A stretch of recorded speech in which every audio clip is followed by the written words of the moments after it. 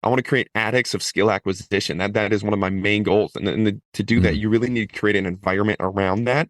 And again, it's not eliminating anything, but it's like playing around with these things and understanding what that athlete needs and what they've already been exposed to and what they're bad at, and then allowing them to have an environment in which they can go explore things they're bad at.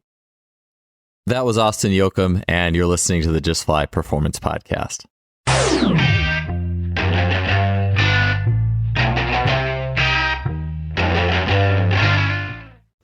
If you're a coach tired of using Excel or clunky software for your athletes, you'll definitely be interested in today's sponsor, Strength Coach Pro.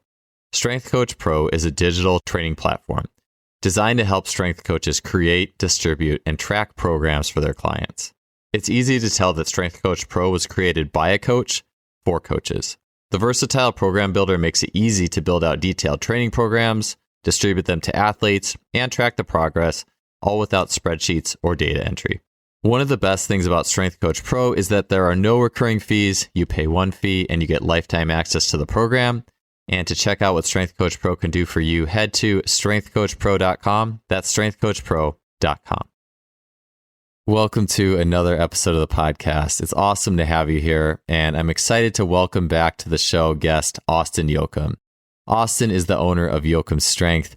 He has a brilliant mind for athletic movement, problem solving, and the things it takes people to level themselves up in the athletic space. Austin himself has a diverse athletic background. He was an All-American lineman, and he was the MIAC indoor weight throw champion. And these days, you can regularly see him pushing his movement capabilities to new levels in arenas such as rock climbing, dunking, slow pitch softball, and many other things. When you watch Austin's videos of training and performance, you can see that he really prioritizes things that drive the athletic problem solving and skill building engine. And on the show today, he'll be getting into the breakdown of finding low-hanging fruits in athletic performance and athletes. He'll talk about his philosophy in creating skill-building addicts. We'll also get into self-learning concepts and avoiding overcoaching. And Austin will get into the nuts and bolts of his weekly training setup. So how he approaches movement, game speed, and games throughout the weekly process. And we finish the show out with a lightning round. I always enjoy talking with Austin. Again, he has such a brilliant mind for athletic movement, skill building, everything that makes one level up in that process of athleticism. And I'm excited to get this show to you guys. So let's get to it. Episode 348 with Austin Jochum. So Austin, you've said that you used to do all the very prototypical stuff, like all the A skips, all the typical more robotic type warm-ups, like the monster band walks and go to this station, that station, bracing, whatever drills. What was the process for you of unraveling that? Like, what were some key points throughout your athletic and coaching career where you started to shift into where you are now? Yeah. So we like you said, we did it all. I remember we used to do winning warm-ups on upper body days, and lower body days we'd do three-way monster band walks. We'd do a whole dynamic and static warm-up. And the first year when I was at the college that I was working at, it worked because I was the new coach. So I was the new coach coming in. So the new stimulus was the new coach, the new person coming in, the new person yelling. And as soon as that was gone, the athletes stopped caring. Like they did the stimulus with the new stimulus, the new thing they had to pay attention to, the new challenge that they had, it was gone. So they just sat there with, like, what makes them athletes is destroying movement challenges and loving movement challenges and solving movement challenges. And then movement challenge of showing the new person in front of me that I can move was completely gone. And there was no new movement challenge. They all know they can A skip. Everybody can A skip. And that was the other thing. It's like the worst athletes in the room could A skip, and the best athletes in the room could A skip. The worst athletes in the room could monster band walk, and the best athletes. And that was such an ego hit for me as a coach too. Is like, oh, this is awesome. Like, I got the worst athlete in the room to do this, and he was still the worst athlete in the room. It wasn't like I made him a better athlete. And that was like, and then that's where it's funny, because you look at it now as a coach and you're like, that's so obvious. Like, it seems so obvious. It's like, once you're able to take a step out of the box, it's so obvious just looking almost in a 3D perspective, like how obvious that is. It's like the worst athlete in the room can do it, and he's still the worst athlete in the room. So like what benefit did that have? They're not solving any movement problems. They're not doing any, like, they're not getting better. It's just better for me. I feel better about myself and it all looks pretty. And that's one thing I say a lot. Like if it looks pretty, it's for you. It's not for them. If it looks pretty and it gets prettier, it's absolutely Mm. for you as a coach. And it's for you as a coach to show the admin. And having these coaches on like Michael Zweifel and going to a lot of movement meetups with movement Miyagi and the other coach that I worked with at St. Thomas, Stu Bourne, he brought me to all these things and he would challenge a lot of stuff. And he was really, really good about challenging me because he would challenge in a way of like, you're sure? Like Mm. I would talk about like these booty band things preventing ACLs because your knee doesn't go into valgus. And like and this is why I feel like pretty able to talk about a lot of these things because I was all in it. Like I was Hmm. totally in it. I would tell him these things and he'd be like, "You're sure?" And he would just point to a video of like KD's knees completely going like touching when he's shooting. It's like, well, that didn't happen there. So like, what's there? And I would just be like, well, he could be better. And then, Hmm. like in that moment, I'd be like, what are you saying? Like, you're telling me one of the best basketball players in the world could be better. You could make him better. Like, you can't even make the worst athlete in a room better, you know? So it was like, a lot of the paradox, like just taking a step out and listening to a lot of smart coaches tell me, you're sure? And ask me, you're sure? And just look at this. And that was one of the really cool things is like, just look at this. And once you start to see movement and just take a step out and just slowly be like, oh, and then you try these things yourself. You stop doing A skips for a Hmm. little bit and you get faster. It's like, okay, well, A skips weren't getting me faster. You stop doing A skips and you start racing people. And the A skips, that was the other thing, like the A skips would completely go out the window, but you'd run faster. It's like, okay, like maybe it's not that important. When I talk about jumping all the time, for the longest time, I was told like knees out when I squat, knees out everything. And I used to have this like back as a kid, I never had any back pain. I would like bounce my knees out of the Hmm. bottom of a squat and I would jump and I would just have pretty like that internal to external rotation. It was nice and rhythmic. I love squatting.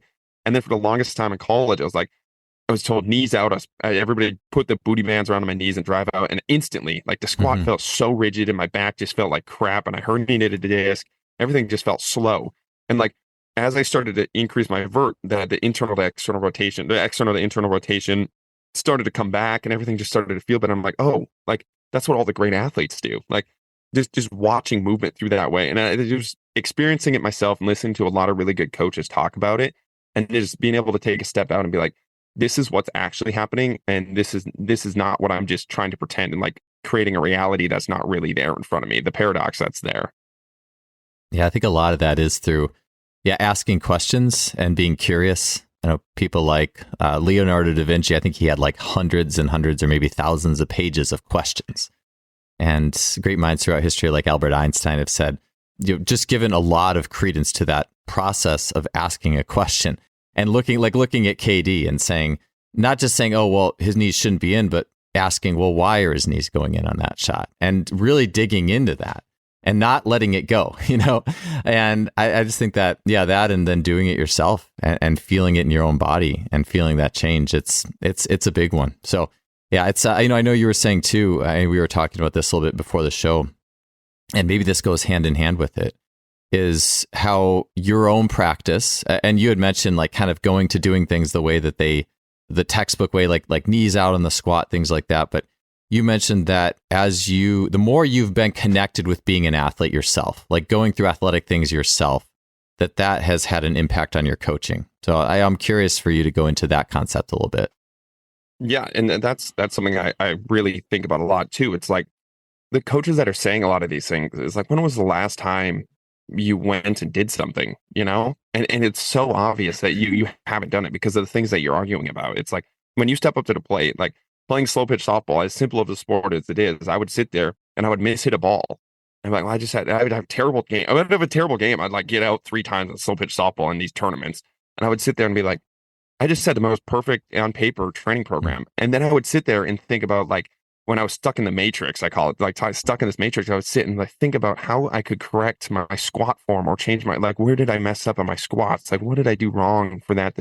And I finally took a step out. I was like, it doesn't matter. Like when I'm at the plate, that's not what I'm thinking about. That's not my error. That's not my issue. It's just that I'm not good in the sport or I'm not connected to the sport or my focus is off. And you'd see the dude smoking a cigarette and he has like a beer belly, like dude's never squatted in his life. Like, and he's hitting nukes and he just has this confidence. He's walking like with his bra, like he moves better than me. And I trained forever going into it. And so it's like really having that eye-opening moment of okay, like it doesn't matter. So what does matter? And then like, Mm-hmm. how can I expose myself to situations that do matter? And that's where I really got into, okay, the physical aspect is great. And we're going to train that. We're going to move our spine. We're going to add all these quantities that when you do need your physical body, we're going to do it. But it's also like the movement problem. Like when was the last time a strength coach solved a movement problem that wasn't involving a barbell or a dumbbell? You know, a long time. And when was the last time like in a game where solving a movement problem with a barbell or dumbbell mattered? And it's never. Mm. Like you never solve movement problems on a field with a barbell or dumbbell in your hand. So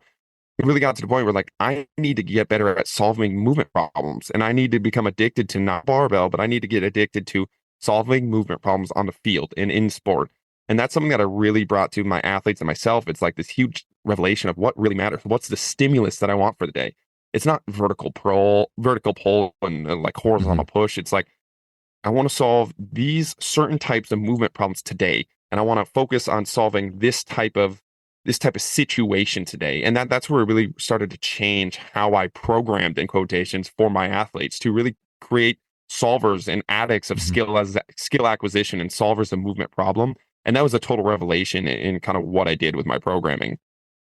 Yeah. So with your transition away from more that the rigid type warming up, and maybe we've talked about this on the show before, but tell me, like, athletes roll in now.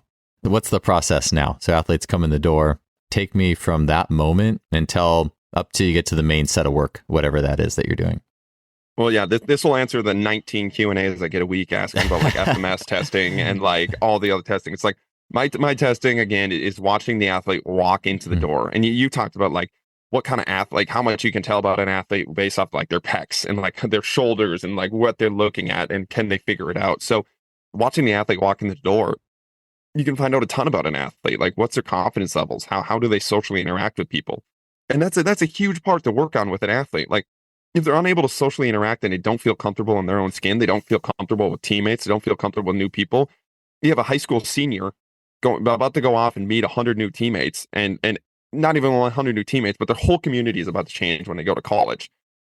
And these coaches talk about, well, that high school senior is going to have to Olympic lift in college, so I'm going to prepare them for Olympic lifting. Like that high school senior is going to go and change complete communities, like they're changing total social aspects of their life. Let's also like work on these things and work on things that are going to prepare them for that. So let's expose them to different situations. Let's like guys training with females. Like can you communicate with a female? Can a female communicate with a male? Like that's a huge part, especially nowadays with like TikTok, bro. It's like they never set down their phones. They never communicate with same-sex people and especially opposite-sex people. So like having them communicate and train and set up social settings like that and watching how they do that and then putting them in situations in which that gets challenged. So now you're able to, you're comfortable with that, with your group. What happens when it's challenged? What happens when you're losing? Okay, we've set up a situation, and we'll do this before. I'll stack a team. I'll stack a team of good guys, and I'll put one guy that I know is easily triggered. Like they're easily triggered to losing, and I'll put him on a team I know is going to lose, and have him lose. Like have him lose all day long because he's not used to losing. But he's going to lose when he gets to college. He's going to lose when he faces like a national champion or faces a high level of competition. He's just so used to winning at his current level. But again, what's your goal with an athlete? To level them up, like it's not to have them win all the time. They're not going to win all the time. And you're like, when they can win all the time, you can make Olympic gold medalists left and right, but you can't. So your goal is to level them up and challenge that. And for a lot of people, that's losing. And for some athletes, it's they don't win enough. They just haven't been exposed to winning. Like, what's the book? The Body Keeps Score talks a lot about the cycle. You and I were talking about that book before, but really the deep down psychological components and the deep down things that are really keeping athletes from doing what they do. And then just looking at their background, like that athlete has never won. They've never won in their family. Maybe they're a middle child that's like overlooked by the older child, but we're really never looking at the real barriers to this athlete's success. And if you can pull that back and be like, that athlete just hasn't won before. And now you go put him on a stacked team, and you have control of that as a coach. Go put him on a stacked team, have him win for 2 weeks straight. Watch that athlete completely change. He's doing the same exact sets and reps as he was doing before, still doing the same exercises. It's not like we cut those things out, but his limiting factor was he didn't know how to win, or he hadn't been on a winning team before, or he just didn't have that confidence to win. And now he's able to win. Now you're taking that athlete's like rate limiting factor. That's the thing that coaches talk about all the time. Their speed, rate limiting factor. I think that's holding them back. Their constraint that's holding them back. It's like, it's just they haven't been exposed to win, or they haven't been exposed to failure. And really exposing our athletes to those things has been kind of game changing in where we want to take that athlete, and having those open and honest conversations with the athlete and what they're actually missing, not like he doesn't have big enough biceps or he's not fast enough in a straight line. Yeah, I just talked about this on a Q&A podcast I put together, and I've heard it, like Julian Pinot was on talking about this. I've heard a lot of people like Louis Simmons, the late Louis Simmons, but the idea of winning the workout.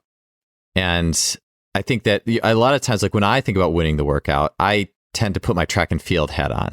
I tend to think about, okay, well, how do I feel like based off where I'm at walking in, and then as I warm up, what my body is going to be giving me on the day from a neural perspective. And it can change, if you have a great environment, that can change.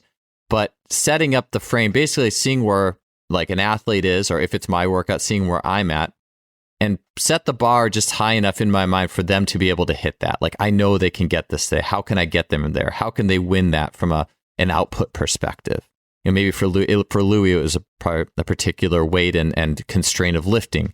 You could save in for basketball. Can you do a certain type of dunk today if you're trying to dunk better? And hey, maybe you had to lower the rim, but you still did it. You did this different type of dunk at least. You did something you can walk away from. And I've always been so tied into outputs, but I think that thinking about that in the level two of, well, hey, let's set this game up so this athlete can win this today.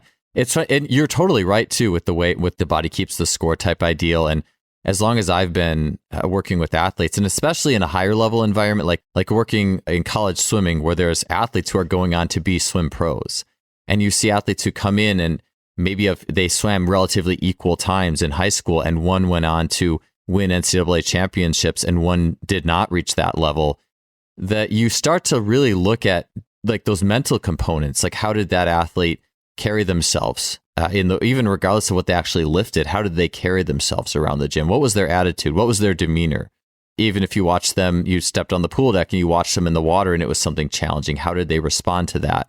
And even too, like, how was the rest of their life? What did they end up doing in other facets of their life? And it's something that I think goes very far beyond just, hey, can you do this exercise correctly? Like finding a way for them to win and getting some confidence in, not just, I guess, an output, but probably a game too, especially if they're a sport athlete, not track or swimming, that even being higher on the totem pole than, well, hey, I want you to win this speed training workout, linear speed, running 20s. Like, let me find you a way to feel good about your 20 time, but even more so, I felt good that I could win at this game because I never felt that way playing before in my life. That makes a lot of sense to me from that perspective. Yeah, and with the track athlete, track and wrestling are two sports where it's a very individualized too, and they're not like ball sport athletes too. And so it's like, well, I get a lot of questions too. It's like, well, how do you approach this with a track athlete? How do you approach this with like a wrestling athlete where it's not a ball? Like, do you still play games? Yes, like I absolutely. Like, and it's almost better for them because it's so outside their sport, and they really have no experience with it. Like, we had a track sprinter that was with us for a couple months, and when he was training with us, his confidence was just crap, and he was so focused, like he was so stuck in this same repetitive, like, need to have my knees here, need to have my arms here. Yeah, it was like what his constraint was just like he was just stuck in his head, like he was so stuck in his own body that he wasn't able to move his body. And what the game allowed him to do was just go play again, go do these things, go play for a little bit, go win, go see what happens when you win in this. And he's like, you finally get like a little bit of swagger back, like that little bit of loosey-goosey, like the rhythmic motion that you want all great athletes to have. And I was able to take that to sprinting. And we saw it, like, his flying tens improved significantly when he was with us. And we did nothing technique-wise. And he probably sprinted less than he sprinted when he was on his track team. Not probably, he for sure sprinted less volume-wise, straight line, when he was with us than when he was with his track team. But he's playing these games. He gets a little bit of swagger back. He gets out of his head. He's able to do what he was able to do it. He was able to do it in high school. He got to college, got stuck in this like fear base. Oh, like what's going to happen? And he freezes up, fight or flight, gets in this freeze mode, and he's able to do what he was able to do before. And all he did was release that. Same with wrestlers. Wrestlers big because a lot of, especially in really competitive wrestling programs, a lot of it is just like, it's one wrestle off. Like, it's a wrestle off, and if you lose that wrestle off, basically you got to back that guy up for the rest of the year, and you don't get the wrestle. And it's kind of it's pretty tough sport. It's pretty like mano-y-mano. If you mess up at all, you're kind of done. So allowing the confidence for like wrestlers to come back a little bit. Like, I lost that wrestle off, and I was just like, you see them, like, they come in with their shoulders rounded, looking down at the ground, like, oh, you know exactly what happened before it even happened.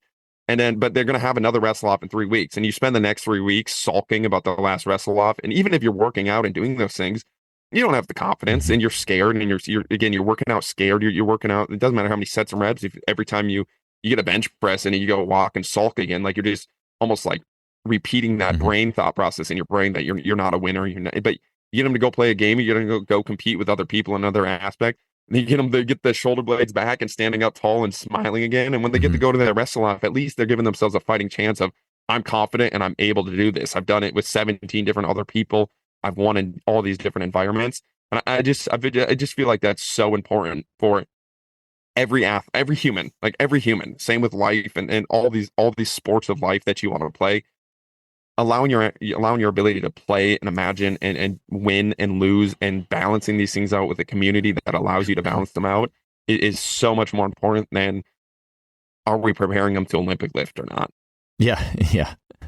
I love that. Are we preparing them to Olympic lift? And what are you going to do in college? And it's like, it's so much more than that. Especially to be good in college, it's like, is your ability to get with the Olympic lifting program faster in college going to dictate your success as a college athlete? Probably not. But when you were saying with the track athlete too, it reminds me of when I would work with the Cal women's swim team. They had a consultant, Milton Elms. I've probably mentioned this on the show, and they had a practice of swimming in the ocean for that reason that you mentioned. Basically, and in swimming, I think it's even more so. In my experience with track and field, you do have those people who are very mechanically minded. And back to the A-skips too, I often saw the people who took the A-skips the most seriously would tend to just get, again, there's obvious genetics at play, but like a lot of the best genetic sprinters didn't seem to care about the A-skips that much. And it was like, their coach is always trying to really get them to care. Oh, they should care about this more. They should really try to hit these positions more.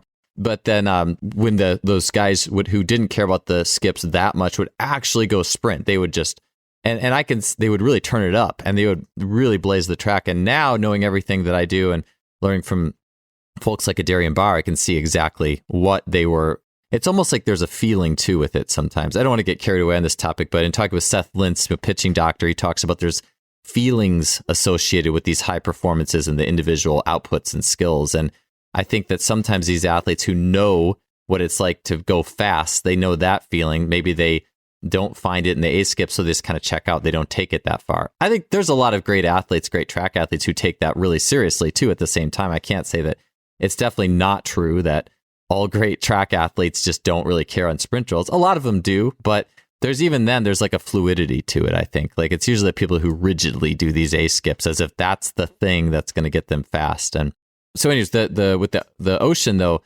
the swim consultant would have these, in swimming, I feel like it's much more rife for these athletes to be even more obsessed with position and maybe part of that's the water. You have more time to find the position. It's a little slower. It's like one stroke a second. So you can really like find that position that the coach is telling you to do. And part of the swimming in the ocean is it would break that because you have waves and like they would always swim when there was like little, wave, not like huge, like not curls, monster curls coming in, but enough that you couldn't just sit on whatever the position you had been taught was. You had to actually react.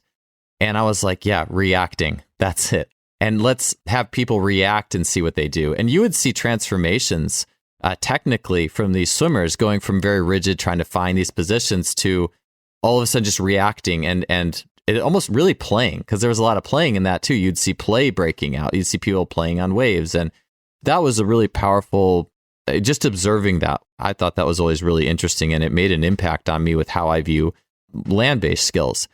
What I wanted to say, actually, I wanted to ask you this question. You mentioned the guy with the beer belly and the cigarette who would go out and just rip it. And I've thought of this. I'm curious your opinion on this, because I think back to the best athlete, the all-star athlete when I was in high school. I've had conversations with other strength coaches on this. Is the best athlete when I was in high school, he was in my strength and conditioning class, he just cared about bench press. When it came time to squat, he just did quarter squats with 135 when the strength coach wasn't looking.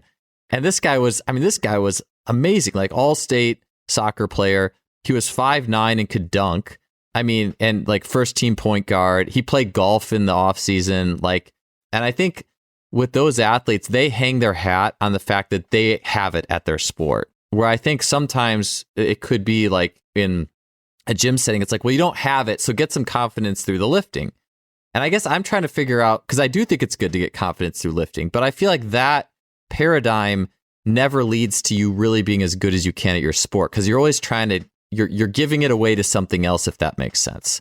But then at the same time, I think there's obviously great things that happen with discipline and the iron and everything in that perspective. And maybe they're almost separate. You know what I'm saying? Like on one end, you have sport, and don't try to find confidence.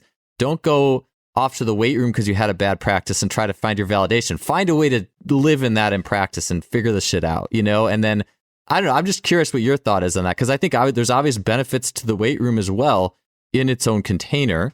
And there's, I think, some crossover. How you do anything is everything. I'm just giving you that question there to see what your take is on that. Yeah, well, I was writing that down because my brain was going with that, but it's like exactly what you said. Like, what you want is confidence. What you want is discipline. And how you are able to get that instantly is a barbell, especially for like wide ASA, like compression based athletes like myself. Like, I'm going to go and easily get that in the weight room. So it's like this quick dopamine hit for me. Like, that's all it is. Like, it's this quick dopamine hit, and we associate, and then you have all these coaches justifying, well, it builds confidence. It builds it's just this post hoc justification of what it is. What you want with an athlete is for them to be confident. That is totally correct. And the weight room can provide that in a weight room context. But I can all but promise you a confident athlete in the weight room that does, as soon as you get to something they suck at, they are not confident anymore. So like the best way to get confident at something is to get competence at it, you know? And that's what these compression based, this is what I did. I got competent at lifting, and I got confident because of that. So I could walk into a weight room and I could own it. I walk into anything I'm not good at, I'm not going to be confident. I'm not walking onto a basketball court super confident in my abilities. If there's a 6'6" super slender guy that I know I can outbench, I am not confident guarding him or trying to shoot against him. That dude is going to own me. Like, he's way more competent in his sport.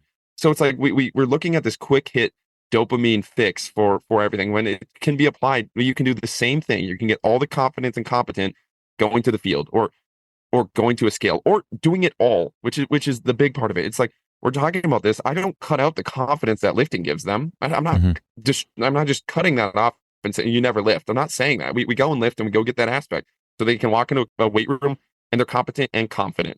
But I also want them to walk into any situation with their bodies and be competent and confident. You know, can you roll? Can you fall? Can you do these things? Yeah. Can you walk onto? Can you solve all these movement problems? So it's like, as brutalized of a word as it is, this holistic method of, I want you to be able to do it all. It's not throwing anything out. It's just not putting all of our eggs into one thing. And really, again, it's like, it's like keeping the goal, as cliche as that is, but it's like the goal is confidence. Again, how do you get that? You become competent at what you want to do. And our goal is to expand that competence to as many different domains as that athlete is going to face. He's going to face situations in which he needs to move somebody.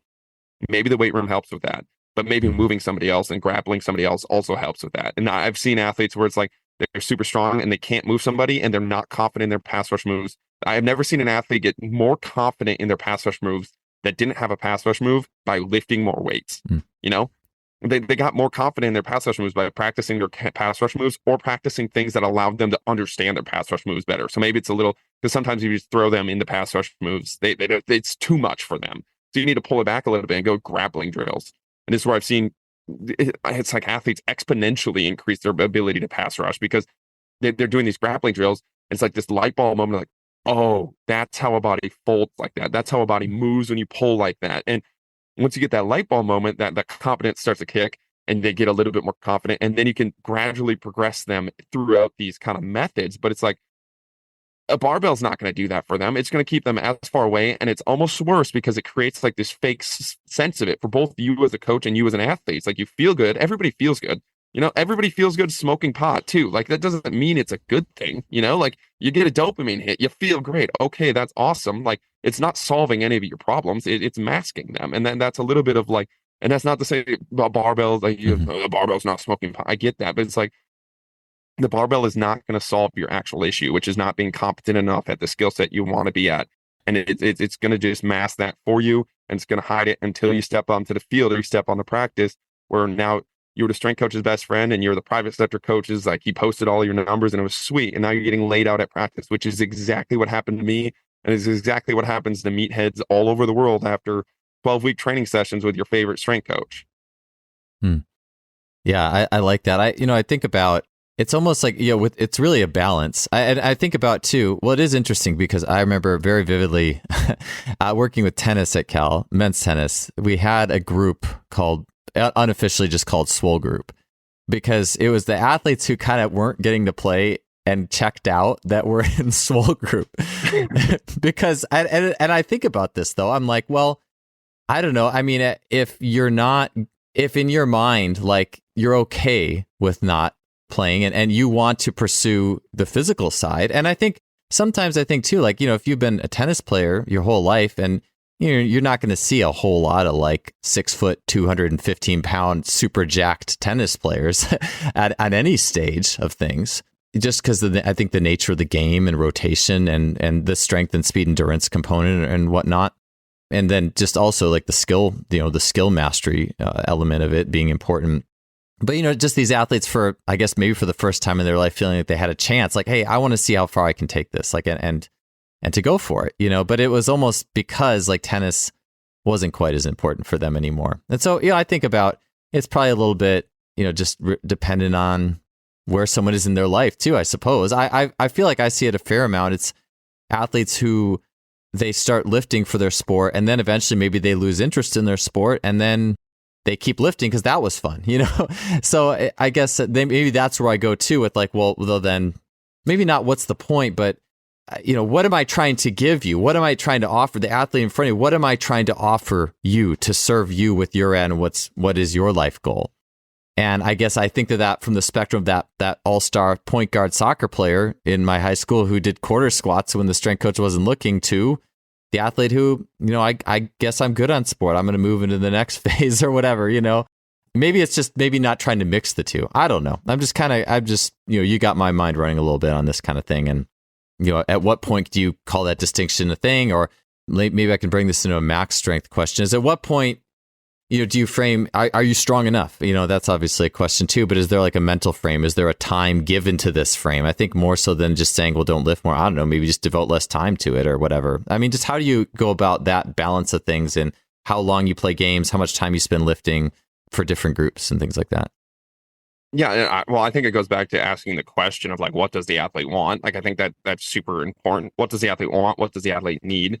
What has the athlete had? So it's like the tennis group. It's like, okay, they could probably get a lot out of the weight room mentally and physically because they've spent 99% of their lives on a tennis court. Mm-hmm. So it's like lifting is new and they're not confident there and they can learn all these new skill things. But it's like, so you can get like the process of like challenging them and learning something new there.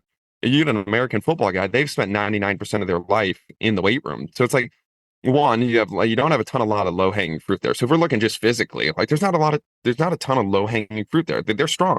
They can produce force. They might not know how to produce it in the right ways. Like that's going back to the pass rushing, to grappling. Maybe it's like sprinting, racing. At what time do they produce force? Whatever you want to say. But I really have yet to meet an American football player that comes to me in a college world that doesn't really know how to produce force. Like they know how to produce it at an ample level. Like they might not be the highest in the world in the American football world, but if you look at them compared to any other sport, like they're pretty competent in that. So it's where's the low hanging fruit around them mentally and physically, spiritually as well, if you really want to go there. And then again, it's not eliminating anything. It's just like getting them to understand where their low hanging fruit is and getting them addicted to like grabbing that low hanging fruit and moving forward with that low hanging fruit rather than continually giving them their drug of choice, which is something that they're good at. And that's a big thing too. It's like what most people need to do is what they're bad at, but nobody wants to do that. Nobody wants to do what they're bad at because it doesn't give you that dopamine hit right away and especially in most environments that are created. It's like the reason that compression-based athlete loves to lift a bunch of weight is because they're good at it. And when they do it, a coach just pats them on the back and draws everybody's attention to them and like, look at this. This is amazing. This is perfect. That same athlete goes and sprints. Nobody like that coach isn't hyping him up because he sucks at it. And then, so like, you're not getting any reward for it. You're probably getting shamed for it, being told you're slow, being told you're too big, being told which is all BS. It's like you just haven't done it enough. You haven't done it enough. That's really your answer. You've spent so long weightlifting. Of course you're good at it. You haven't sprinted. You haven't played these games. You haven't moved your body in this way. Of course you're not good at it. So creating that environment and dosing all of it, but really creating an environment in which when they go to do these things, you almost give them that dopamine hit and you reward it and you create an environment in which these things are rewarded of like, you learned a new skill. Everybody is hyped for you. you failed trying to learn that new skill, everybody's still hyped for you, and we're laughing and we're having joy, and you're getting these little like hits of like, oh, this is fun, man. Like this is exactly like I want to keep doing this. I want to. That's really how you again. I want to create addicts of skill acquisition. That is one of my main goals, and to do that, you really need to create an environment around that. And again, it's not eliminating anything, but it's like playing around with these things and understanding what that athlete needs and what they've already been exposed to and what they're bad at, and then allowing them to have an environment in which they can go explore things they're bad at. The Body Keeps Score talks about how play is one of the, like a patient that suffers from trauma, like one of the worst things that happens to them is they don't play anymore. And when you don't play, you can't imagine. And when you can't imagine, you can't move forward at all. If you can't imagine, you can't play. And he was talking about how they're very closely resembled, like play and imagination. And if you can't play and you can't imagine, you can never move forward, because imagination is prediction of the future. It's thought processes about the future. And the greatest athletes I've ever had, like go ask a great athlete, they're going to tell you, I'm going to go win an MVP. I'm like, that's an imagination. Like they're predicting that in their head. They're imagining that in their head. They're playing that out in their head. And when you have an athlete that is unable to do that because they're stuck in their shell and they're not in an environment in which they're able to imagine and play, like they can't move forward. They really can't move forward. They're really stuck in their own story of this is who I am. This is what I'm good at. This is what I'm bad at. And breaking that story is probably your number one goal as a strength coach, as a sports performance coach, as a mentor, whatever it is. Breaking that story and allowing them to imagine and play again, and in an environment in which that's rewarded. I wanted to take a quick minute to tell you about my story with our sponsor, Lost Empire Herbs. Several years ago, I had strongman and mental training expert Logan Christopher on the show, and in the interview, I realized that Logan, in addition to deadlifting over 500 pounds and ripping phone books in half, also was the founder of an herbalism company. Long story short, I ended up ordering the Phoenix formula, one of their flagship products. And in taking that, I noticed increased energy and a decreased reliance on coffee, which honestly, I was kind of expecting that. But what I didn't expect is after a few weeks, I noticed my weight room numbers had increased substantially. And the Phoenix formula also led me to getting Shilajit resin, which is found in the Phoenix formula and recommended by a lot of strength coaches, as well as other Lost Empire Herbs products.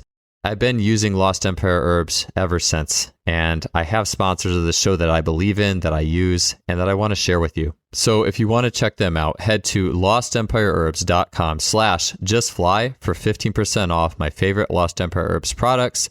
You get a 365-day money-back guarantee. I really enjoy having Lost Empire Herbs as a sponsor of this show, and I hope you get a chance to check out what they have to offer. Let's get back to the podcast. Yeah, I think that environment's important. Like with the Body Keeps the Score, like athletes feeling safe to encounter that low-hanging fruit. Because I think for some people it would seem like nothing. Like, oh, you just need to get better at that part of your game. Isn't that easy? Like, but for some people there might be elements that are, especially too, and maybe on the flip side too, like putting athletes in areas or situations or games where they have often failed and they don't feel as good about their abilities or something like that. I mean, I've talked about this on the podcast before, but I hung my hat on just being athletic as a high school basketball player. I wanted to be able to dunk, and I felt good about that. And if the other team wasn't very athletic, I could do pretty well. But as soon as they were decently athletic, close or better than me, I crumbled. Like it's like I don't have my thing, my strength, my thing, and I'm done. Like just even mentally, like everything just shut down. And it would have been good for me to dig into that.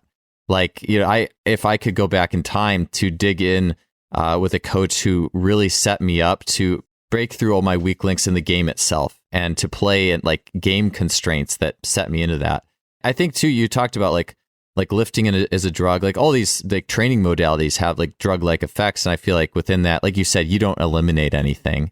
It's not like, oh, well, you can't lift, because especially an athlete who does. And I look at myself, like if I was told, hey, you're not, here's all the areas in basketball that you fail at. Here's the situations you fail at. Well, you stop doing all those plyometrics and trying to jump so high and just get better at basketball. That wouldn't have worked. I know I would have done really poorly with that. I would have really struggled. So I think that keeping that in there, it's fine. And I think it does get to hair splitting. You can hair split. Well, how strong is too strong? Well, I don't know. If you just spend a small, reasonable amount of time on it a week and you have a good mentality around it, does it really matter that much? It probably can be hair splitting at some point, as long as it's just a function of, well, how much time are you spending on it? Are you making sure you're spending the right amount of time on the other things versus, well, we just, shouldn't do this at all, or maybe we could just change the way we do it a little bit. I don't think it has to be this fine point that you have hit this amount and now we don't do it or whatever, because there's still that drug-like effect that people still do take a level of confidence in it. And a strong athlete's going to get stronger. They like doing it. Like you said, like, it's like, you're not going to force an athlete not to do what they're good at. Like that, you're not going to stop that. Like, I have athletes that, like, they need to move, sprints, and jump, and like do plyometrics. That's what they need to do. So I'm going to give them that dose. When we get to the weight room, like, they love doing it. So, like, they're just going to keep going. They're going to get stronger. Like, I've yet to have an athlete that is strong, that loves weightlifting, that hasn't got stronger just because it's already in their head. It's like, they know how to get strong. They do. So it's like, it's almost automatically going to happen as long as you don't, like, and I've never met a strength coach that, like, takes it away from them. Like, maybe, I don't know, but like, I'm not going to take that drug away from them, and they know how to do it. They know how to use that drug. They're going to step in the weight room. They're going to load up that barbell. They're going to get freaky strong, and it's going to happen kind of automatically. But it's like, that's not where you need to spend your time with that athlete as a coach or talking to them about. They know how to use that drug. They know how to inject that needle. They have no idea how to use the other drugs that they're not good at. And the tennis players, it's opposite. Tennis players know how to use the drug of skill acquisition with their rack and in their tennis paddle. Like, they don't know how to use the drug of walking in the weight room and getting strong and using those things. So it's almost like teaching the athlete how to use their drugs that are all around them. Yeah. I like, Austin, the idea of I'm building people who are addicted to skill development. That makes me think of like the Ido Portal. Like, you're always trying, here's like a new skill. Can you master this?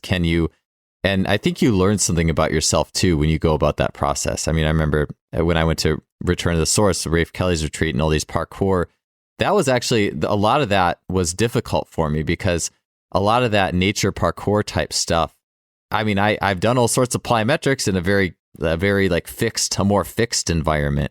But now it's like, okay, here's logs and stones and water and all this stuff that I literally have to adapt to this on the fly. And there was a lot of, I think, being around other people who were much better at that than me, there was a lot of insecurity to go through that. But going through it, when I went back to the gym after the next week, like, there was skills that I hadn't been able to do before or was too afraid to do and encounter. Like, one of them was, I don't know the name of the move, but when you're on monkey bars, you swing, and there are two monkey bars of the same height. Like, let's say they're both 8 feet off the ground.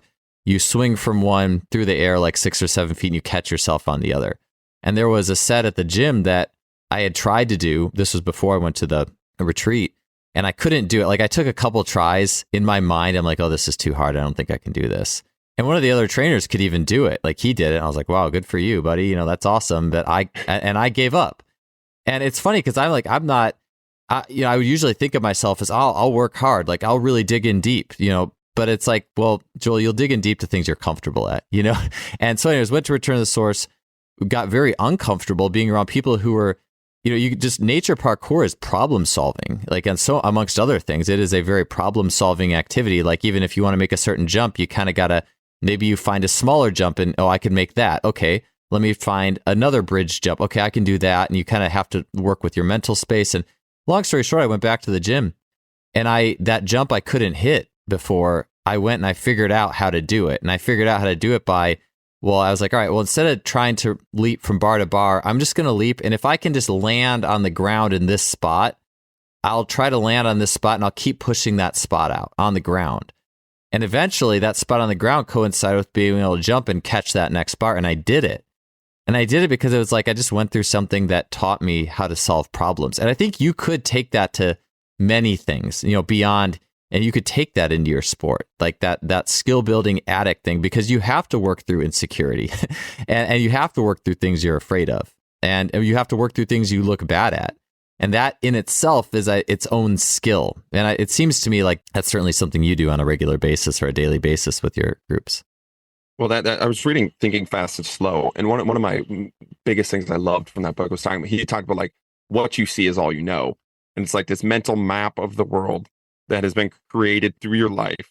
And it's like, you and I could see the same exact physical object and see two totally different things. And you see it in the athletic world all the time. Rob Gray talks about like constraints, like two running backs see the exact same hole one athlete sees it as an opportunity to run straight and make a touchdown. The other one sees it as it's going to close down because I don't have the speed. I'm not able to do it, whatever, and goes to a different direction. So you can take the physical route of like, he's constrained by his speed. But what I see it as is it's like, you need somebody else or something else outside of your worldview that you currently have. You need to break that worldview to actually see something else, or you're never going to see something else. You're never going to see a different mental model of the world. And I think that's what learning allows you to do, is because when you're learning something, you physically, like, you actually don't see the world in that way because you don't have that ability. You don't have that, whatever it is that you're learning. Yes, maybe it's a cartwheel, whatever, maybe it's going inverted, but you don't have that view of the world yet because you don't have that ability, you don't have that skill. And when you go to something else that allows you to see it, you go to maybe it is just a gym that like ours that we're doing different things, and you're able to like see like my body can move this way. That's such a different view of the world than you had before, and that allows you to do, then it's exponential. Like then it's exponential. It's nothing that I do. Now you just see the world in a view of like, my body is capable of doing these things. My body is capable of doing all of these things rather than this certain skill set that you had before. And you talk about going to race retreat, and now you're coming back and able to see the world quite differently than before. And you see it in like powerlifting all the time. Like going to Louis talked about this all the time at the West Side too. It's like people who go there think they're strong, and they would see the world in a completely different perspective with a different powerlifter that is just eating weights. Like they're warming up with your max out. That is having your worldview shifted in what strong is. And of course you're going to get stronger then, because you literally had your worldview shifted. So it's like, it goes into the culture of what you're doing too, but really exposing your athletes to a different worldview. And like the athletes have been exposed to traditional 3x10 A skip warmups. Like they know that world. You're not exposing them to anything in those worlds. Like they know those worlds. What I really think you can do as a strength coach is like bring them into an environment in which they're being exposed to a different worldview, a different world model, so they can start to have that exponential growth of, this is what I'm capable of because somebody else is capable of, or because I've proven it to myself that I'm capable of it. But if you never challenge an athlete, or you never expose an athlete, because it's not pretty, like bringing a super strong guy to a powerlifting gym, like Louis would bring a super strong guy to a powerlifting gym, he's going to have his ego hurt. Like that person's going to have their ego hurt. You're not going to make a good business model off hurting people's egos. Like you obviously have to balance it out. Like he's going to go there and be like, this is bullshit. Like something's up here. Like, you know, like, or I can't do this. This is bullshit. We have athletes all the time. So you have to balance it out a little bit, but it's not pretty. Like showing people a different worldview, they're not going to agree with it either. Like if a lot of times we'll have analytical athletes come in, like they're super, like the accountants, like athletes that are majoring in accounting, they'll come in and they're super analytical. And you start, and they're like, why, what's going on? When they track, be able to go through. And it takes a long time to break down that athlete's worldview that has been built up over years and years and years. And most coaches just aren't willing to do that. And it's hard because they come to you as 22-year-olds seeing the world in the same way, and they're going to college. They're successful students, successful athletes in some regard. So it's like their worldview has got them to a certain point in life, and they have data points to show that. And now you have to be the one to just break it just a little bit. And like, why should they believe your worldview, or why should they look at the world just a little bit differently? And that's a real skill set as a coach, is showing them why it's worth it to change their worldview that has got them so far in life. And that's what I feel like a lot of coaches just are unwilling to do, because it's much easier just to be like, we all see the world the same way. Like we see the world the same way. Let's just keep going with it, because then I don't have to hurt your ego. You don't have to, because that's a part of it as a coach too. It's like when a coach or an athlete asks why, like they're challenging your worldview in that point, and you don't want your worldview challenged. And if you're unwilling to have that part be opened up, then it's like you're hurt as a coach too. So it's much easier to just everybody be on the same page and do through it. But then you really lose out on that exponential growth of both of you seeing the world in a different light that could allow you to actually move forward, rather than just continually running that circle of data points that you already have.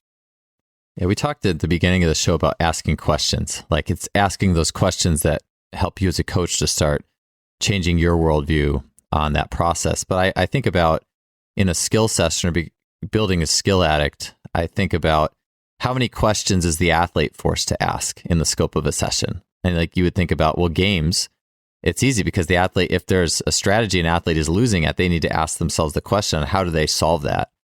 And I think games are easy to bring that up. I mean, you could think of it for some more fixed skills. If it's sprinting or throwing or something like that, and there's a particular constraint that sprinting or throwing is being presented in. But so often I think in training, if it's presented as, well, here's the technique and do it this way, and here's this and do it this way, then that doesn't leave a whole lot of room for the athlete to ask questions.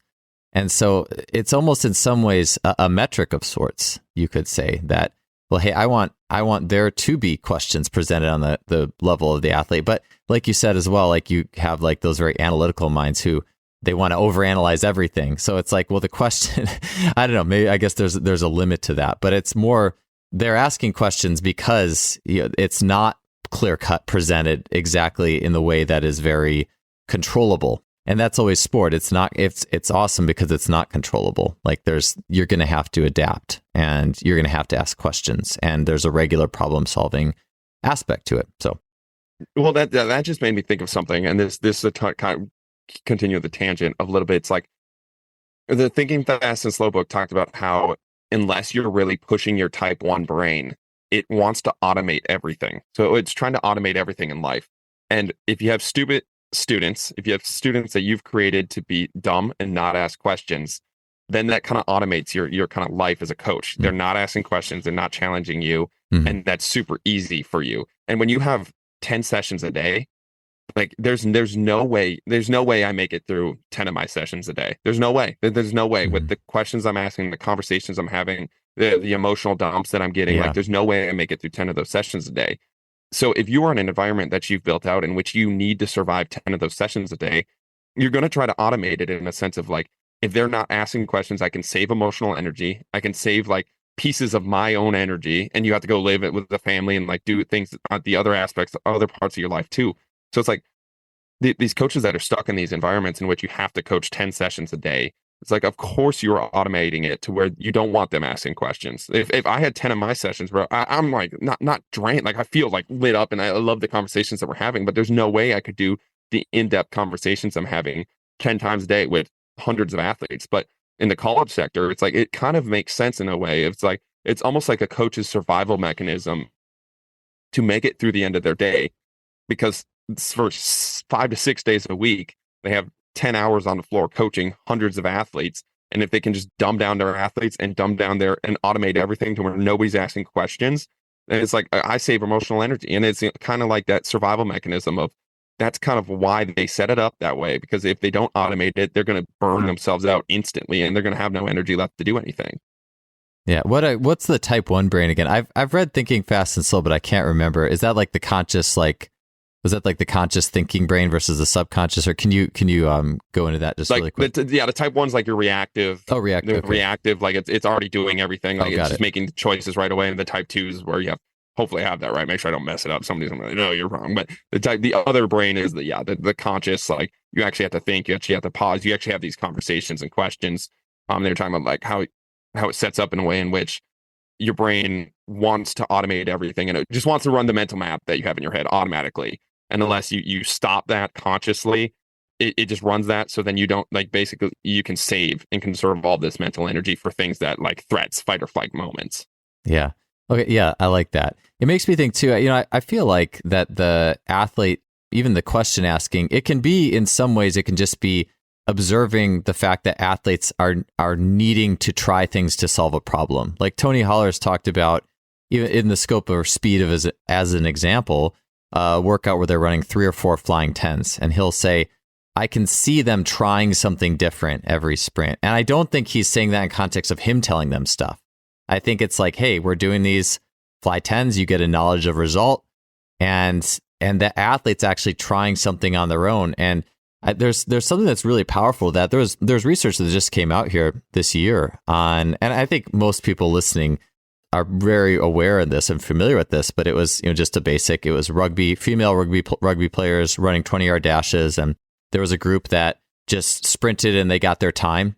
There was a group that raced somebody, and there was a group that was told some cue, like, I think it was like hit the ground hard or something like that. And it's pretty clear. The people who just ran and got the time ran faster. And the people who chased somebody, I think they ran about the same. Maybe it was like 100th off or something, but it was about the same exact time as people who saw the clock. People who were coached to do something ran like the 10th or something slower. But that knowledge of result, I think, is so cool. We've seen that that's showed up in the literature, and I think discus throwing as well. Like people who were coached versus people who literally just threw it and it's like, all right, you threw 55 meters. All right, go again. And you have to ask yourself, you have to ask the question, well, what felt good about that? What am I going to try differently? What am I going to think about on the next throw? Versus that, it's almost like it's a lot of times it can be presented where it's like, all right, here's the skills, here's the drills, here's the technique I need to make sure everyone's doing. But I think it's not often presented. How can I allow space for the athlete to ask that question? And where can I allow space to see them trying different solutions to the problem? And I think, I like the speed thing too, because I think speed is so often presented as a series of exact positions and here's all the cues you're going to give. And I just love Tony's anecdote because here's the time. And I saw athletes trying things, as they went along. And, that's that space. I just love anecdotes where that space is given. And I just think that, it's something that's definitely not talked about that often or enough. Well, that makes me think of my track and field days too. It's like this made me think a lot. It's like, unless you're a master coach, which unless you're like one in a million and you are just like a savant that is seeing something that nobody else is, your cues probably suck. Like what you're seeing is wrong is probably wrong. And what that does is it doesn't allow the athlete to listen or actually solve that problem by themselves, or giving them an environment in which they can solve that environment by themselves. So it's like, I remember throwing and it would be like, a good throw would happen and you would get a cue of do something different. It's like, and then so you would just gradually get put in these boxes, but it's like, it's not this master savant coach. It's just like what he thinks in his head, and it's like trying to expel that out there. So now it's like you're trapping your athlete in this box. I just remember it's like this, from when I had this figured out, everything felt fluid, rhythmic. I wasn't thinking about anything, to I started to throw far. So then my coach paid more attention to me. And as soon as my coach paid more attention to me, he gave me more cues. And as soon as I got more cues, I started to suck more, because it was like these cues weren't right. And that is not because the coach, we're all bad. We're all not unless you're an absolute savant, you're not seeing the actual real things that are happening in that athlete's head or that athlete's body. So you got to build that environment, because if you're giving these cues, I just started getting trapped by these cues and these thought processes. And it's just, I was so stuck in that thought process of I got to do this, and this checklist. And it made me a worse thrower the more attention I got from my coach, which is such an oxymoron. But I saw it over and over again. I see it with track coaches. I see it with throwers. Throwers is unbelievable. I see it all the time with throwers. It's like a coach pays more attention, and as soon as they pay more attention, they start to suck. And for me, it really wasn't pressure. Pressure was never the issue there, because I would go on the football field and it would be, I love that. I love game day. I would get a high off of that. It wasn't a super nervous thing. Or kind of get a little bit of high like that. It was be I would get stuck in this. You need to have your arms here. And it was never that before. So it's unless you really truly believe you have all the answers, and I can all but promise you don't, you got to find a different way for that athlete to self-regulate. Maybe it is just how far they're throwing, and then getting them in environments. And maybe if you do see something, creating an environment in which you can work on that something in a way in which, again, that athlete is self-regulating. Maybe it's in a hammer, they're dragging the hammer, and you need to have them do a lighter hammer or a heavier hammer, or those environments. But it's your cues are just going to trap that athlete. It's doing nobody any good. Yeah, the podcast I did with Kibwe Johnson, I really enjoyed. He was one of the top United States hammer throwers in history. I think one of the few guys in the United States, at least, who had thrown over 80 meters in the last few decades. And he had said, I loved his anecdotes with Dr. Bondarchuk, because his English wasn't great. I met Bondarchuk one time at Jay DeMayo's seminar, and I could barely understand his whole presentation. I could barely understand him. I got more from going through his books and things like that. But I could just, basically with his accent, I could just picture what it was like to, and apparently I think he mostly just said push the hammer. And I like that, because it's kind of, push the hammer is actually kind of a, James Carse had the book Finite and Infinite Games. Finite is there is one solution. There's one way you do this type thing. There's less constraints, and infinite, there's more ways you could take it. And I look at that as more of an infinite cue, because I'm I'd be sitting there what the hell does he mean? Push the hammer. Yeah. I'd be asking myself, what does he mean? And then you'd have a good throw. It's oh, you push the hammer. Well, what does that mean? And I think I kind of find some humor in that type of situation, but I could see that being more effective than, well, do this throw. Okay, now do this, and this. It's almost like you're chasing this Zen koan of this answer or something like that. So I like Kibwe had said too. He's like, everything I tell an athlete to do in the throw kind of takes away from their potential. Like every extra thing that's in their head takes away from the absolute purity of that throw. And did you throw? Was it hammer? Did you say it was hammer that you threw, or was it other implements? No, just hammer. Nice. I like that because it was John Garrish hammer thrower as well, and like. I think there's something like elastic about the hammer. You know, it's like there's more symbiosis there. Where there's more like, because you can't. I don't know. I mean, I just threw hammer to screw around. In college, we took the hammers out of the sheds and just like chucked them when the coaches were around because it was fun. But just that compared to a shot put, like once that thing is in motion, you are like one with that thing. You know, like you aren't. It's not like you can't control it. You know, like I mean, I don't think you really can as much with discus or some maybe shot a little more, but. It seems like there's just something that's different to that implement versus the other throws that I think draws a very unique perspective. Yeah, it's such a violent art. I had Kibwe on the podcast too, and hearing him talk about it really makes you understand why he was such a good hammer thrower too. It's like, man, of course, like the way your brain works in the way a hammer works. You know, it's like it's like dogs and humans, like where it's like you see this on TikTok all the time, where it's like humans look like their dogs, like they almost adapt the personality of their dogs, and the dogs adapt the personality of their humans. It's like he adapted the personality of the hammer and became like almost like one with it in the way that he talks about it.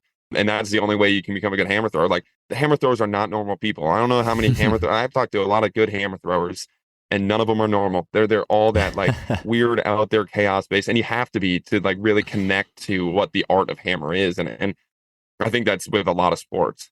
Yeah. It is interesting to think about the more, you know, is it chicken or the egg on some level? I think it's mostly like who you are attracts you to a certain movement practice. But you also think about the effect of doing a certain movement practice and the impact it has on your coaching and your personality a little bit. You know, like I'm sure I would maybe change, you know, if I went to, you know, not that my body has not shown a massive proficiency for powerlifting ability, but I kind of wonder with how my personality might change if I went to Westside, you know, back with Louis was there. If I trained at Westside for 3 years, like how would I change, you know, being in that versus doing parkour with Rafe for 3 years or doing martial arts and jujitsu for 3 years or, you know, whatever. Like I'm just kind of curious with that too, but maybe that's maybe a different discussion for a different time. I do have one question before we get to the lightning round. Have a lightning round today. Maybe it's just actually going back to what I'd asked you before, but now with all this and kind of having been discussed, but you know, I asked you basically when the athletes come in the door, what are you doing? Maybe just being more specific now, like talking a little bit more like what are some specific games and setups that speak to some of these things that you're talking about? And maybe, you know, you could pull from anything. I leave that as an infinite question a little bit, but maybe a few select games, setups, training sessions that you've done recently that you'd just like to share more about with some of this as a precursor that we've already talked about. Yeah, we can kind of talk about, let's maybe go on like our Mondays. So Monday is kind of like our agility type day. And that's kind of like our fun day. Like Tuesday's kind of more of a speed day. Mondays and Thursdays are kind of like the fun, unique days and when everybody wants to come watch.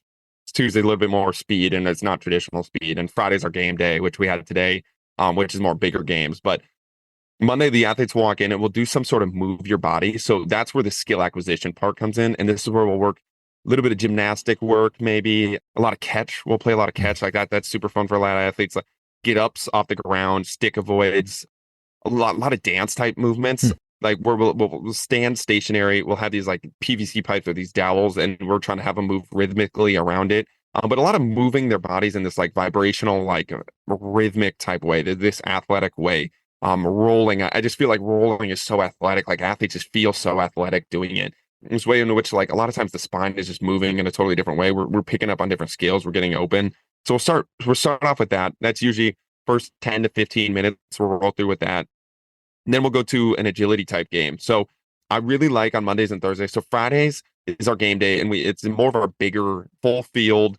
Like let's say it's full 7-on, more of like a 7-on-7 type football type game, 11-on-11 type football game, more traditional game, less new rules, more bigger fields. You're actually competing full on. Monday and Thursday, I really try to focus on the individual, like one-on-one matchups. I feel like that's so important. It's like exposing an athlete to a one-on-one matchup with everybody watching. It's like that pressure. You find out so much about an athlete. Doesn't matter what you're playing. Like, can you compete with somebody one-on-one? There's so many sports in which you can hide. And that's why like wrestling, it's like wrestling is so, a lot of times in high school, like people just don't want to do wrestling because it's like the one-on-one pressure. Everybody is watching you. Can you win? Can you lose? And exposing athletes to that. So we'll start almost always one-on-one, some sort of agility game. So on Monday, it was like this med ball. They're playing catch with this med ball, going back and forth. And on the go call, like we give them a go call, there's 2 cones to the left and right of them. Whoever has the med ball in their hands, so they're tossing it back and forth. Whoever has the med ball in their hands on the go call turns into offense. Whoever has the med ball, whoever doesn't, turns into defense. So my goal with that was to work. I was thinking in my head, work in a way of like, how can we expose them to like a lot of fast break turnover type environments? So that's kind of how I approach this. Is like, okay, what haven't we worked in a while? We really haven't worked a fast break type turnover environment. So I want to create that. And sometimes it works perfectly. And this one actually worked really well. Sometimes it doesn't. It's like, oh, that wasn't really. But so this was like balls in the air, balls in the air. You don't know who's on offense. You don't know who's on defense. On the go call, somebody's offense, somebody's defense, just like a turnover, just like a fast break. You got to react. You got to go. So then it was a 2 cone, just going back and forth. You have to grab their flags. We play a lot of flag games. You got to grab their flags and you got to score. I like the med ball if I want to slow down the velocity of it just a little bit. Give them something to hold on to, but especially on Mondays, I try not to go like super high velocities based off like we have a lot of rugby guys coming off weekend. Like rugby is a big population of ours right now in the winter, and those guys just like I mean, a lot of times like being honest with your population, like those guys are drinking. They go to their matches, they play their matches, and then they like the tradition of the sport is they drink with their opponents after. So it's like they're gonna come in pretty beat up on Monday, not from their sport. So I try to slow down the velocities, smaller fields, bigger ball, especially to start. And as they start to open up, I start to see how their weekend really was. And a lot of times, so this Monday, they're actually pretty good. So then we started to expand it to, we got that 1v1 exposure. We're going to stick to the same game, but I'm going to add an opponent and I'm going to add, so now it's a 2v2 situation. Did the same thing and just build complexity and layers like that. And this is where we can start to ask our athletes, okay, what's a rule you want to add? That's a big thing that we do. Like, what's something you want to add? One that forces an athlete, if you have an athlete that doesn't really talk a lot, it forces the athlete to talk and make a rule. Or you have an athlete that's like super confident, having them pick a rule and have that rule suck is really good for them because they're like, it's not that you want to destroy, you never want to destroy an athlete's confidence, but you want to bring them back into like being part of the social group. So there's no like animosity towards like this super high ego guy. It's like, that dude came up with the rule, it sucks. Everybody can giggle and make fun of like the rule. He's still going to beat you. Like, so like, we're not really controlling that in a 1v1 situations, but he's coming up with a rule. We're doing that. And then we'll kind of just gradually expand and add rules and add complexity layers until we'll usually run it for 30 to 40 minutes of those agility type games. Continue. Basically, it's till they're disinterested in the 1v1. Then we'll add a rule till they're disinterested in that. And you just kind of tell, like, you're talking a little bit more. They're less engaged. It's kind of like a lot of times they'll figure out like a meta that kind of beats it all the time. And you really got to change a rule then and just being on the fly. But a lot of that's art. Like all I wrote down was like the drill itself. And then I kind of came up with, let's add somebody here. Let's move the cones here. Let's expand the field here because they're feeling good. And that's really the art of like expanding that back and forth. And then when we're done there, we'll go and we'll have a meetup. We'll have everybody like, I like doing the meetup and the explaining the lift after that. And that's on purpose because a lot of times if it is a competitive environment, it forces the athletes to sit in front of the board while I talk to them about the workout together. So like it just gives them a moment to calm down, breathe together. And like, you guys don't actually hate each other. Like we just got done playing a silly game and you guys are all working out together. So just like get them a calm down, give them a little session while they're about to go be workout partners. So just give them a break. It's almost like halftime of the workout, halftime. And then we'll go over the lift. And a lot of the lift is just like a lot of Mondays, it's upper body, but it'll be like a lot of main typical bench press workouts. And then bending of the spine, moving the body, building armor in different ways. And that's where a lot of the movement-based stuff that we're doing comes into play. So like a lot of times, like the armor building for the shoulders will be like wheelbarrows or bear crawls or like rolls into plyo push-ups. So it's like you have the momentum of a roll and you got to stop yourself in a plyo push-up and working on soft tissues in the hands. Things along those lines. So it's like we keep enough traditional in to like track and move the athlete and again, use the drug of like the metrics of the lift and giving the athletes that love the strength work, as well as exposing the athletes to a bunch of different movement options and soft tissue work in a lot of our untraditional, in quotations, more gymnastic based movements, a lot of body weight movements, a lot of like controlling your body through these types of movements. And then we kind of just finish out, usually we finish off with an ISO and then they're kind of done. And that's kind of the setup of like a traditional Monday, Thursday. Yeah, I love the weekly flow of that, man. I'm sure we could talk about that, like that could be its whole show, but it's a great way to cap off like a lot of what we've talked about this whole podcast just in that weekly form. It's always good to get into the nuts and bolts of it. So, hey, let's close out with the lightning round. I got some, hopefully this is a pretty elite lightning round here. So I'm excited to get this going for you. So first one, all right, if you could only pick 5 tools for the movement, like the movement, the games, the agility, that kind of part of the training session. The 5 most elite tools, or 3, if we want to make it a little bit simpler, most elite tools in getting athletes fully warmed up, doing games, perception, agility, and that type of work. I'm going to pick gymnastic mats. I think those are number one that are missing in almost every gym. Like just having a gymnastic mat and having a place for an athlete to jump onto and roll and do that stuff, like opens up so many avenues. Giving an athlete something high to jump over is much different than a jump mat. We have a jump mat, we do that. But giving an athlete like a high hurdle, something to actually push and do parkour over is game changing for if you want an athlete to jump higher, like give them something high to jump over and they're going to do it for hours on end. I love a battle rope. I say this strictly because almost every gym has a battle rope somewhere sitting in the corner and that's not being used. And like, it's like the glory days of CrossFit. Like you can bring that battle rope. It's begging to be used. You can use it again. We use that a lot for like walking on, crawling on. Just, it's a really good warm up tool for athletes that are beat up the day before. It's just a little bit of a slower warm up tool. So we'll use the rope there. And then just like space and obstacles. Like giving an athlete like just space to move and having obstacles to jump over or roll over. And that can be anything. Like we use anything for that. Like we use a bunch of different balls and a bunch of like whatever we can find. Like it's almost better to not have it set for what your obstacles are. It's like I grab 4 different pieces of equipment and I got to come up with a warm up with that. And we do that all the time. Like the first 5 minutes is we got this soccer net, we got this box, we got this ball, and we got a wall. Okay, like create something off of that. And that's absolutely where the best warm-ups come in.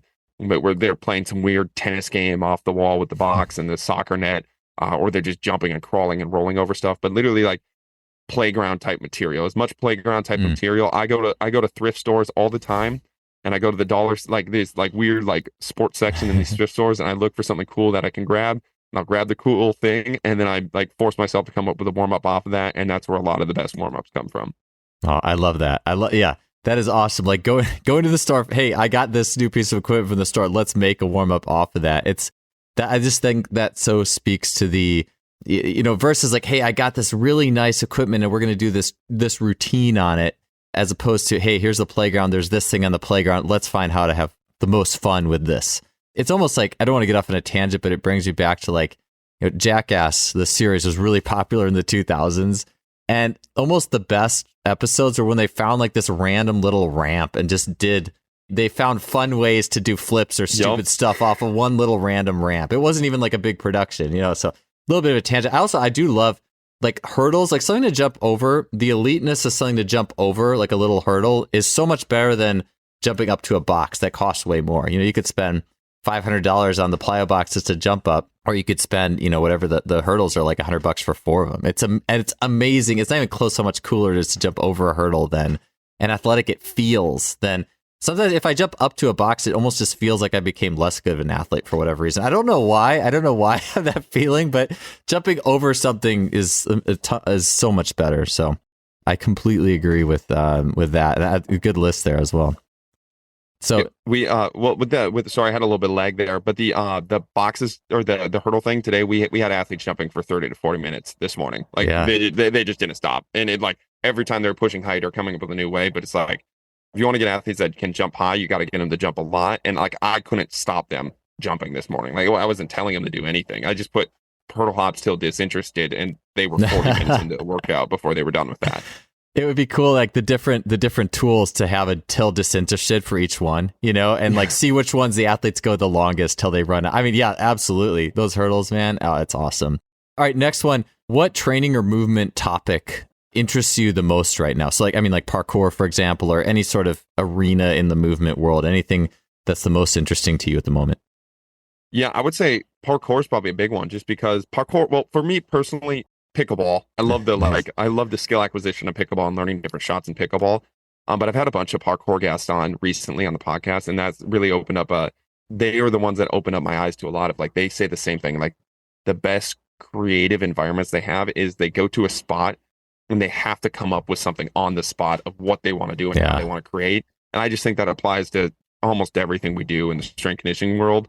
And we just don't see movement that way, in the way that they quite literally see movement in a totally different way. And then they interact with their environment around them in a totally different way. and trying to get our athletes to interact with that box is not just something to jump on, but maybe something to roll over or jump over or like cartwheel on is, and getting them into that parkour mindset is something that I've been super interested in diving into. How do parkour athletes think and see the things around them the way they think and see the world around them? I love that. I feel like everybody in I guess, sports performance or whatever, strength and conditioning, whatever you want to, speed and strength, whatever you want to label the field, is to spend some time with parkour. Or even that mindset. Like I had a workout the other day. That was a lightning round. Sorry, I just can't like help myself with this little anecdote. But like I was down at the stream. I filmed this actually for social media. But like I ran down the rocks. Like it was like a third of a mile running down. I saw that. That was pretty dope. Yeah, and like there was just a random rock. I don't even know how much it weighs. It's probably not even that heavy, to be honest. I don't know, maybe like 110, 120 pounds, or I don't really know. But like just finding different ways to lift it. Then you go run back to the rock, find some different ways to lift it. One, I don't know if I posted this or I didn't because it was so weird and it probably didn't look cool, but like I did like a skater squat trying to lift like an edge of it up or something. And my calf was like, there was so much tension going through my calf to do that. Long story short is 3 days later, I was in the gym again doing a squat workout and my strength was so good. And it's like, and I think that's ultimately, it's like, yes, it's fun doing this stuff in nature. Yes, it's meaningful, but it also can make you stronger. Like, and it all like works together. So I think that parkour mindset can have ramifications for more finite stuff too. And I'm sure you'll find that you're finding the same stuff with how you go about your process. Yeah, climbing is a big. We're going to butcher this lightning round here, but yeah, climbing. But branching off the climbing with that, it's like mobility. Like like the reason I think a lot of it's like it like allows you to do something over and over and over again without having to think of it. Like you're picking up that rock over and over and over again. You're getting the sets and reps and works. And work done. I've noticed this with climbing is like it's been the best mobility work for me forever because I'm climbing on a wall and I'm doing mobility work for an hour. I'm stretching my hips in all these different positions for an hours at a time without even thinking about it. And I just feel like that the work aspect, the work that you get done during play is so underrated. And it's like work because I don't relieve thinking, oh, my hips are sore. I'm like stretching in a different way to think about it. But I watch all the videos. I'm like, wow. I was in this isometric lunge position for 30 minutes, way longer than I would be one if I was on the ground. Like I can't get that long when I'm on the ground. I don't like consciously think about getting that long in the ground and opening my hips up that way. But now I get onto this wall and I look at old videos to now and like how much more mobile my hips are. And I would never get that way doing a stretching routine. Or if I would, it would take me 10 years to get to the point that I got a year of climbing in because of the work that's done during play. Yeah, the perception is so huge with that. I just think that's something I'm really getting into. All right, I don't want to go further and keep butchering this. So okay, next one, Austin, for you. What does the term fast mean to you when you train your athletes? Can you solve the movement problem faster than the person next to you? And that's what fast means to me. And if that's just a straight line sprint, which it hardly ever is in sport, the track and field, then that's fast in that meaning. But for a lot of times, it's like the angle and the reaching the goal line. Can you reach the goal line faster than the person next to you? A lot of times that has nothing to do with straight line speed. Can you solve the movement problem that is facing you right now faster than the person next to you?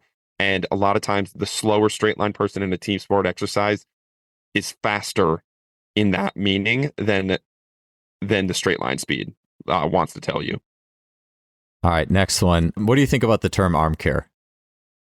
Yeah, so I've been working with a lot of baseball athletes recently, and this is something that it's such a paradox. It's so funny. It's like we'll do a ton of arm care. We'll do these plyometric push-ups, these drop catch pull-ups, a bunch of climbing, a bunch of like shoulder rotations, like maybe it's a crawl, a roll, things that are just requiring a lot of force to go through the shoulders in so many different ways. And then they'll finish that, and then they need to go do their arm care with this band that is like 4 pounds of resistance for 10 reps, and nobody like really cares, but they're so stuck in like this thought process of if I don't do this, I'm going to get hurt.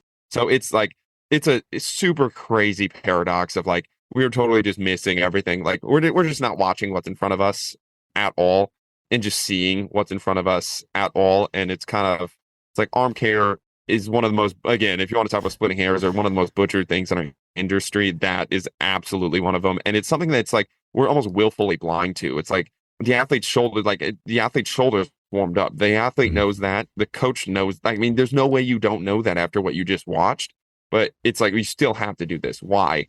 because is never a good answer. I told you so is never a good answer, and that's what a lot of arm care is right now. All right, last one here, Austin.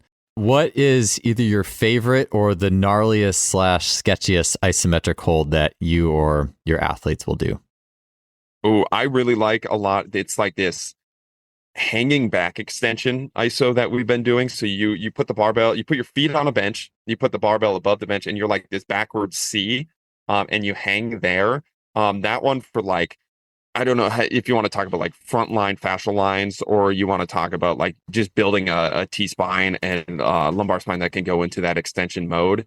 That and just having the athlete hang, or you want to talk about the hang position there, that's building the hands and the hips a lot of times, but it really exposes like 17 different things on an athlete, and every athlete will be different. If it is just their hands, then their grip's going to give out. But for most people, it's like they can't expand the rib cage when they're in compression position. And a lot of times it's a good precursor to like a full back bridge on the ground. Because when athletes get into this, like it's really hard for athletes that don't have really good shoulder mobility or T-spine mobility to get into a back bridge on the ground and then focus on the rib cage breathing and the rib cage moving at all in that position. So this is a really good one where it's like almost like a free floating back extension position, and they can hang from this position, breathe and move that rib cage side to side there. And one, having them have that ability to understand that position in space, but having them open up that position and they just like feel like can breathe again, which is super cool. Like a lot of times the back pain will go away when the rib cage moves side to side, and we've noticed a lot of things. But I just like it because I really like try to keep things as specific as possible or as general as possible, and like work as many pieces as possible. And the specific will get exposed when you do that. So I can just have them hang, which is a good part. But then it's just focusing on the hands. But if I can do this and have them focus on a bunch of things, I really find out what their weakness is. And we can kind of build off of that and make their program. So if it is their hands, then I'm going to have them hang more. But if it's their like T-spine, then I can have them do more T-spine. And the general position will allow me to focus their specific rather than just blindly. This is what I feel like a lot of programs do. They just blindly put specific exercises into their programs because like they think they need it. Like a lot of times, a lot of athletes don't need a couch stretch. It's like it's something else going on. But a couch stretch is so universally known that everybody just gets applied. And if you just focus on the general, it gets exposed what the athlete actually needs. Got it. Well, sounds good. That's a good question to close it out. You'll have to send me the video for that. I'll put it in the show notes as well. So I'll have to try it myself. So, well, hey, great stuff, Austin. Man, we had a lot of information dense show today. Great talking to you. Great catching up again. And yeah, thanks for coming on, man. It was really great talking to you again. Thanks for having me.